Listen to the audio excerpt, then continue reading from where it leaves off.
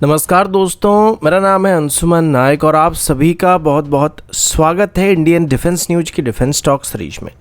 जहां पर हम रोज नए नए डिफेंस अपडेट्स के बारे में बात करते हैं। तो चलिए देर न करते हुए आज की वीडियो शुरू करते हैं।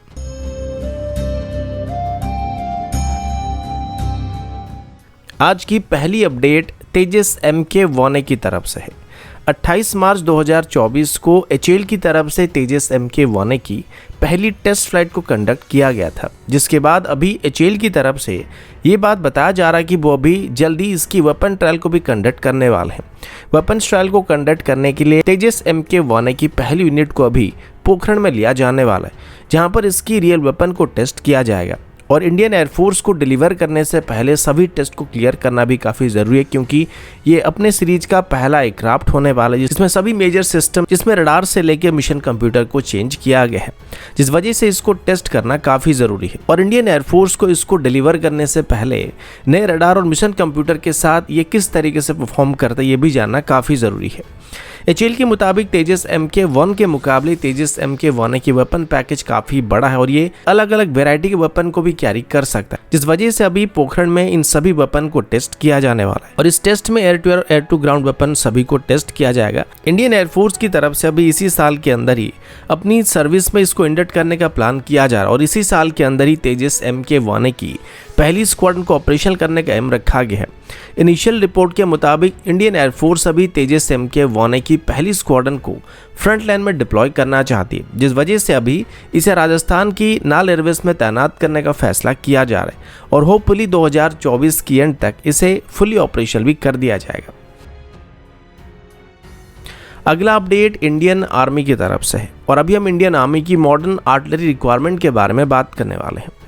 नवंबर 2023 में इंडियन आर्मी की तरफ से एक टेंडर को फ्लोट किया गया था, जिसमें इंडियन आर्मी की तरफ से नए 105 mm की सेल्फ प्रोपेल्ड आर्टिलरी गन्स को एक्वायर करने का फैसला किया गया था और कुल मिलाकर इसमें 200 के आसपास नए 105 mm स्टैंडर्ड की सेल्फ प्रोपेल्ड आर्टिलरी गन्स को खरीदने का फैसला किया गया था, जिनको mainly line of actual control region में डिप्लॉय किया जाएगा। और इन गन्स को एक्वायर करने के पीछे इंडियन आर्मी का जो मेन इरादा है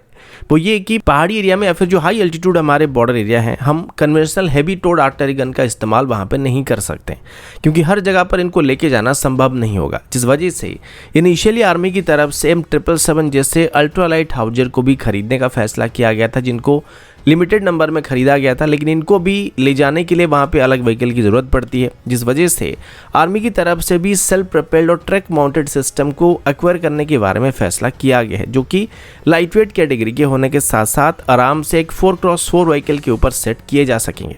जिस वजह से आर्मी की तरफ से 105 mm स्टैंडर्ड की गन को सिलेक्ट किया गया था और इसी वजह से इनको लद्दाख या कोई माउंटेन रीजन में डिप्लॉय करने का फैसला किया गया था। और अभी इस टेंडर को रिस्पॉन्ड करते हुए 3 major Indian private sector companies की तरफ से भी इंडियन आर्मी के पास अपनी अपनी रेस्पॉन्स को सबमिट किया जा चुका है, जिसमें कल्याणी ग्रुप की तरफ से अपनी 105 mm स्टैंडर्ड की गरुड़ा गन को ऑफर किया गया है। टाटा एडवांस सिस्टम की तरफ से भी अपनी लाइट आर्मर्ड मल्टीपर्पज व्हीकल को बेस करके एक 105 mm की गन को ऑफर किया जाए और साथ ही अभी महिंद्रा डिफेंस की तरफ से भी अपनी लाइट स्पेशलिस्ट व्हीकल को बेस करके, यानी कि उसकी चेसिस को बेस करके 105 mm की गन को डेवलप करने की बात की जा रही है, जिसको आर्मी को ऑफर किया गया। इनमें से अभी आर्मी की तरफ से सबसे पहले कल्याणी ग्रुप की तरफ से ऑफर किए गए गरुड़ा गन की ट्रायल को कंडक्ट करना स्टार्ट भी किया चुका है, जिसमें इनिशियल टेस्टिंग के दौरान आर्मी की सभी रिक्वायरमेंट को फुलफिल कर रहा है, लेकिन इसके बाद बाकी गन की टेस्ट होना भी बाकी है, जिसके बाद कोई फाइनल डिसीजन को लिया जाएगा। अगला अपडेट DRDO की तरफ से और अभी हम DRDO की तरफ से डेवलप किए गए very short range air defence system के बारे में बात करने वाले हैं। इंडियन आर्मी की तरफ से 2017 में करीब 40,000 से ज़्यादा man portable very short range air defence missile system को एक्वायर करने का फैसला किया गया था। पहले इनको डायरेक्टली इंपोर्ट करने का फैसला किया गया था, लेकिन बाद में DRDO की तरफ से प्रपोज किया गया कि वो इंडिजिनसली एक मैन पोर्टेबल शॉर्ट रेंज की एयर डिफेंस मिसाइल सिस्टम को डेवलप कर सकते हैं, जिससे आर्मी में इंडक्ट किया जा सकेगा। इसके बाद अभी DRDO की तरफ से अपनी advance short range man portable air defence system की लगभग सभी क्रूशियल टेस्ट को क्लियर किया जा चुका है और अभी DRDO की तरफ से इसकी प्रोडक्शन के लिए एक इंडस्ट्रियल पार्टनर की तलाश किया जा रहा है। ये खास करके इन्फेंट्री यूनिट के पास मौजूद होने वाली जो कि एक शोल्डर फैट सिस्टम होगा और इसको लो एल्टीट्यूड में मौजूद एरियल टारगेट जैसे कि हेलीकॉप्टर हो जाए, ड्रोन्स हो जाए, फिर एयरक्राफ्ट हो जाए, किसी को भी टारगेट करने के लिए इस्तेमाल किया जा सकेगा। इसकी खास बात ये कि इसमें डाटा लिंक सिस्टम मौजूद है, जिस वजह से इसकी ऑपरेटर को पहले से अपनी तरफ आने वाली कोई भी एयरक्राफ्ट या हेलीकॉप्टर के बारे में पता चल जाएगा, जिस वजह से उसे पता होगा कि मिसाइल को लॉक करने के लिए किस डायरेक्शन में एम करना पड़ेगा या किस डायरेक्शन में देखना पड़ेगा, जिस वजह से कम समय के अंदर ही टारगेट को इजीली आइडेंटिफाई लॉक किया जा सकेगा।